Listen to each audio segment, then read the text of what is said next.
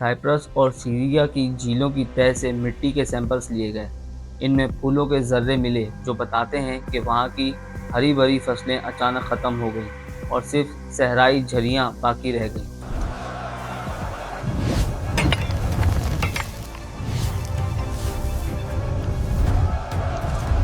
Syria की इमारतें मलबा बन गईं। जब इन शहरों की खुदाई हुई तो ढांचे ऐसी हालत में मिले कि वो दीवारों के नीचे दबे हुए थे, जो किसी जंग की नहीं बल्कि अचानक से ज़लज़ले की निशानी है।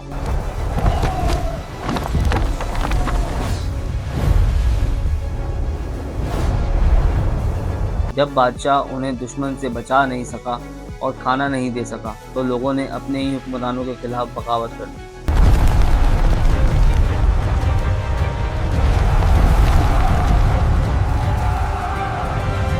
आज से तकरीबन 3200 साल पहले दुनिया एक ऐसी बुलंदी पर थी जहां इजिप्ट, बेबीलोन और हिटाइटस जैसी अजीम सल्तनतें राज करती थीं। इनके पास टेक्नोलॉजी थी, बेहतरीन ट्रेड रूट्स थे और ऐसी इमारतें थीं जो आज भी खड़ी हैं। मगर फिर सिर्फ चंद सालों के अंदर ये पूरा सिस्टम ढेर हो गया।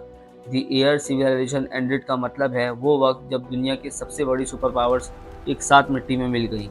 ये कोई एक जंग नहीं थी, बल्कि ये दुनिया का पहला ग्लोबल कोलैप्स था। हम इस पुरस्रार साल की गहराइयों में उतरेंगे और देखेंगे कि कैसे एक एडवांस दुनिया अचानक डार्क एजिस की खामोशी में खो गई। ये सिर्फ गुजरे हुए वक्त की दास्तान नहीं है, ये हमारे आज के लिए एक बहुत बड़ी वार्निंग है। 13th सेंचुरी BCE की दुनिया कितनी एडवांस थी। इस दौर की दुनिया को समझने के लिए इसको बारीकी से समझना ज़रूरी है। इजिप्ट उस वक्त की दुनिया का अमेरिका था, सबसे अमीर और सबसे ताकतवर। रैमसेस II ने 66 साल तक हुकूमत की। उसने ऐसी इमारतें बनाई जो आज भी इंसान को हैरान कर देती हैं। अब उस मिल के मंदिर को देखें जो पहाड़ काट कर बनाया गया था, या करनाक टेम्पल के वो अजीम सुतून। ये सिर्फ पत्थर नहीं थे, ये दुनिया को बताने के लिए था कि इजिप्ट का खजाना कभी खत्म नहीं होता। इजिप्ट की सारी ताकत दरियाए नील से आती थी। हर साल जब सैलाब आता तो जमीन जरखेज हो जाती। इनके पास इतना अनाज होता था कि ये वाकई दुनिया को खाना खिलाते थे। कोलैप्स के वक्त यही अनाज इनका सबसे बड़ा हथियार बना। आज के टर्की अनातोलिया में बसी ये सल्तनत इजिप्ट की सबसे बड़ी रकीब थी। इनका कैपिटल हतूसा पहाड़ों के बीच एक किला नुमा शहर था। इसकी दीवारों में लाइन गेट जैसे अजीम दरवाजे थे। हिटाइटस उस वक्त की सबसे एडवांस मिलिट्री मशीन रखते थे। उनके रथ इजिप्ट के रथों से भारी और मजबूत थे, जिन पर 3 सिपाही सवार होते थे। बैटल ऑफ कादेश का जिक्र जरूरी है। ये तारीख की सबसे बड़ी रथों की जंग थी जो इजिप्ट और हिटाइटस के दरमियान हुई। इनके किले इतने बड़े पत्थरों से बने थे कि बाद के लोगों को लगता था कि इन्हें इंसानों ने नहीं बल्कि एक आंख वाले दियों ने बनाया है। इनका पूरा सिस्टम पैलेट के गिर्द घूमता था।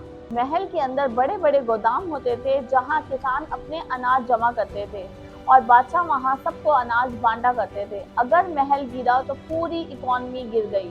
बेबीलोन उस वक्त दुनिया का सिलिकॉन वैली था। मैथ्स, सितारों का इल्म और कानून साजी यानी लॉ मेकिंग में ये सबसे आगे थे।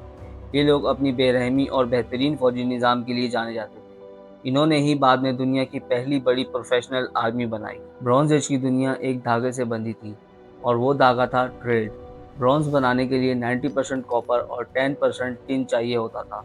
कॉपर तो साइप्रस में मिल जाता था, लेकिन टिन पूरी दुनिया में सिर्फ चंद जगहों पर था, जिनमें सबसे अहम अफगानिस्तान है। अफगानिस्तान के हिंदुकश पहाड़ों से टिन निकाला जाता था। फिर वो ईरान के रास्ते मेसोपोटामिया आता, वहाँ से सीरिया और फिर कश्तियों के ज़रिए इजिप्ट और ग्रीस पहुँचता। एक काफ़िला जब निकलता तो उसमें सैकड़ों ऊँट और गधे होते थे। इन्हें रास्ते में डाकुओं से बचना होता, हर बॉर्डर पर टैक्स देना होता और मौसम की सख्ती झेलनी होती थी। एक सफ़र में महीनों लग जाते थे। आर्कायोलॉजिस्ट को इजिप्ट में मिट्टी की 380 से ज्यादा तख्तियां मिली हैं, जिन्हें अमन्ना लेटर्स कहा जाता है।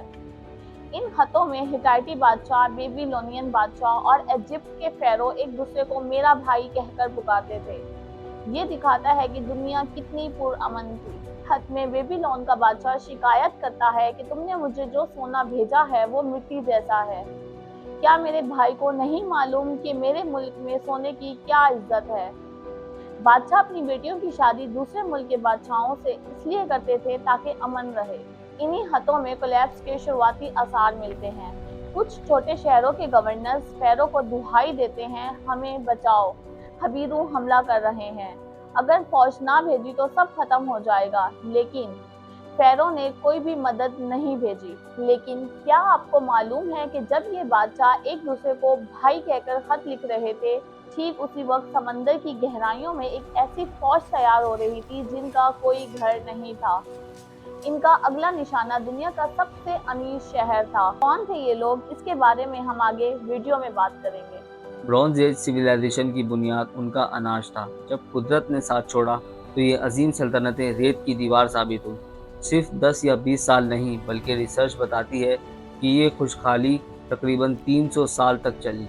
पुराने दरख्तों की रिंग्स को जब एनालाइज किया गया तो पता चला कि 1200 BCE के आसपास वो रिंग्स बहुत पतली थी। पतली रिंग्स का मतलब है कि दरख्त को बरसों तक पानी नहीं मिला। साइप्रस और सीरिया की झीलों की तह से मिट्टी के सैंपल्स लिए गए।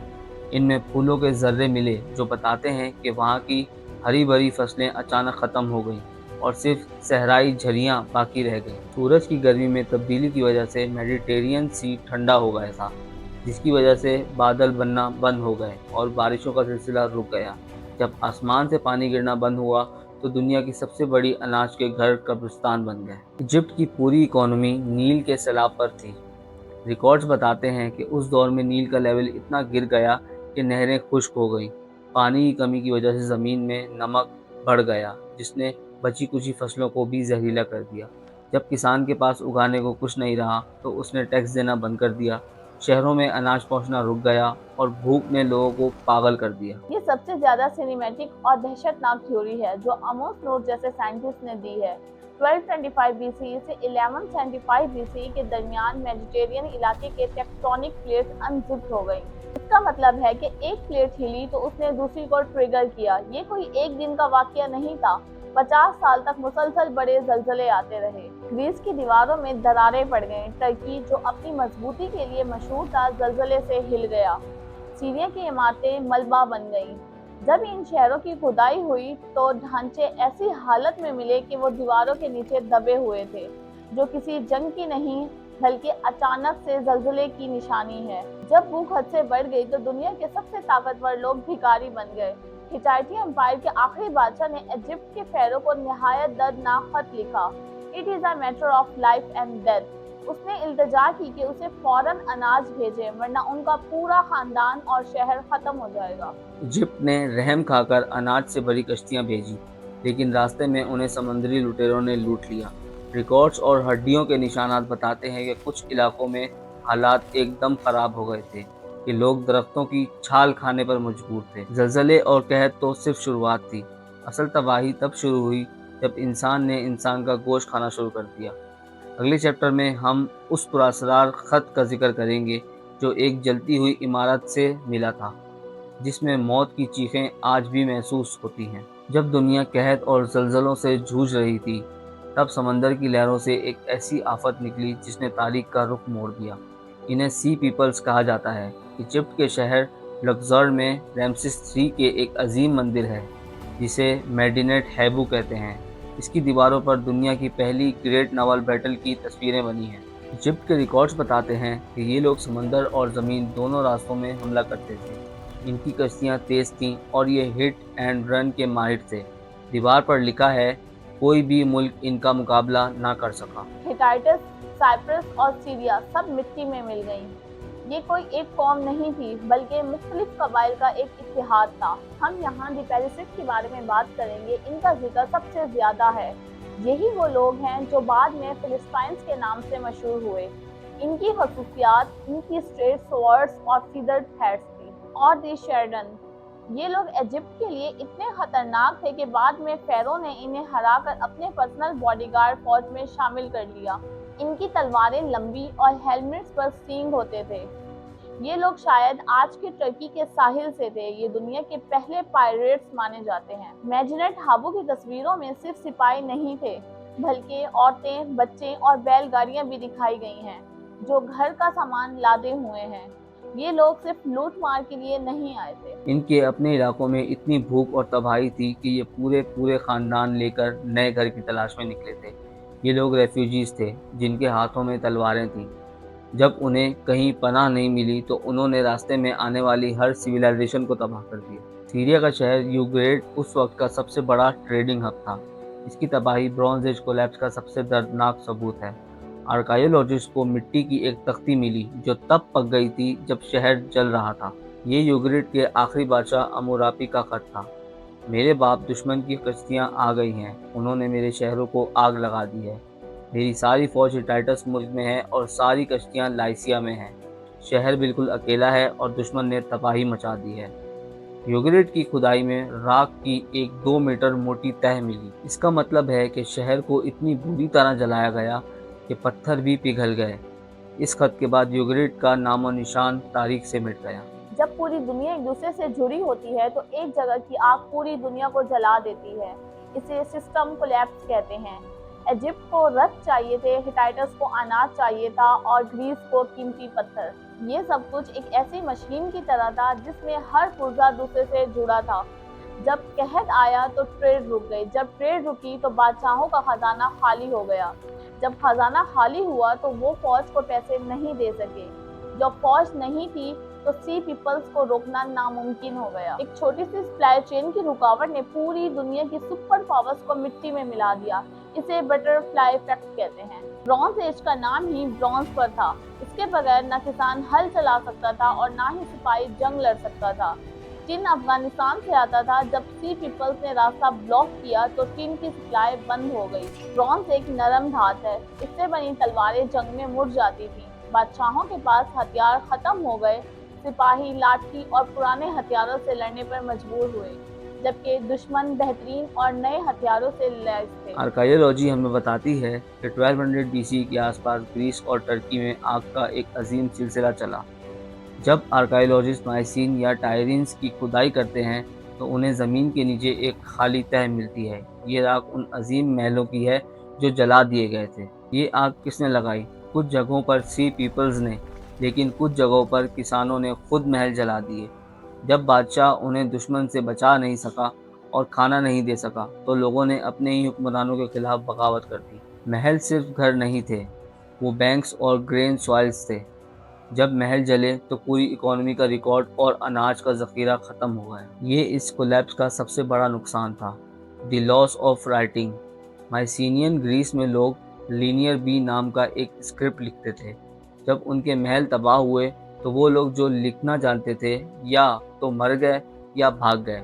अगले 400 साल तक ग्रीस में एक लफ्ज़ भी नहीं लिखा गया। इसे ग्रीक डार्क एजिस कहते हैं।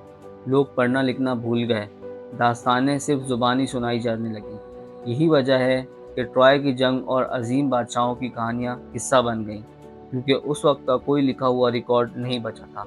इंसान दोबारा स्टोन एज जैसी ज़िंदगी गुजारने पर मजबूर हो गया। ब्रॉन्ज एज का खात्मा सिर्फ मौत नहीं थी, बल्कि ये पुरानी दुनिया के निज़ाम का रीसेट बटन था।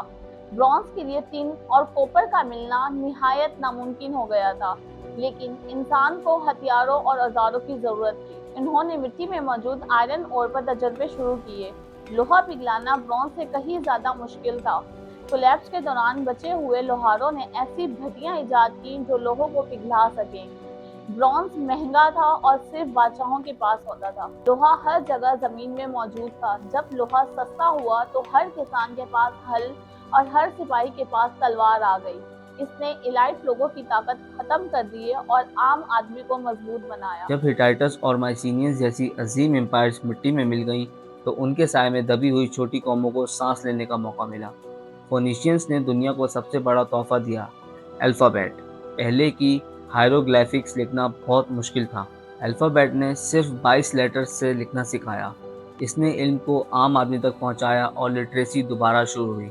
कनान यानी पैलेस्टीन के इलाके में नए कबाइल ने अपनी रियासतें बनाई। सी पीपल्स में से जो पहले से बचे थे वो फिलिस्टाइन बनकर सेटल हो गए। यही वो दुनिया बनी जिसे हम आज जानते हैं। 1200 BC में टिन के बगैर दुनिया नहीं चल सकती थी। आज माइक्रोफिक्स और ऑयल के बगैर हमारी दुनिया रुक जाएगी। अगर आज चाइना, ताइवान या मिडिल ईस्ट में कोई बड़ा कोलैप्स आता है तो हमारी ग्लोबल सप्लाई चेन बिल्कुल ब्रॉन्ज एज की तरह टूट जाएगी। उस वक्त भी गर्मी और कहत ने दुनिया बदली थी और आज भी हम ग्लोबल वार्मिंग का सामना कर रहे हैं। सी पीपल्स की तरह आज भी लाखों रेफ्यूजीज नए घरों की तलाश में हैं। دی फ्रेजिलिटी ऑफ प्रोग्रेस। हम समझते हैं कि हम बहुत एडवांस हैं और हम गिर नहीं सकते। मगर ब्रॉन्ज एज कोलैप्स हमें सिखाता है कि जितनी कॉम्प्लेक्स दुनिया होगी उसके गिरने का खतरा उतना ही ज़्यादा होगा। ब्रॉन्ज एज कोलैप्स हमें ये सिखाता है कि इंसान की बनाई हुई कोई भी चीज़ अमर नहीं है। 1200 BC के लोग भी यही समझते थे कि उनके महल कभी नहीं गिरेंगे, उनका अनाज कभी ख़त्म नहीं होगा।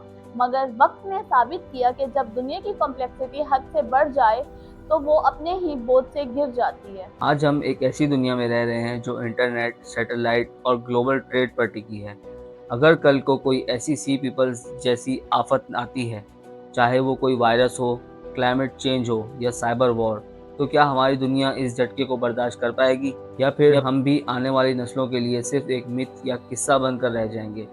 सोचिएगा ज़रूर।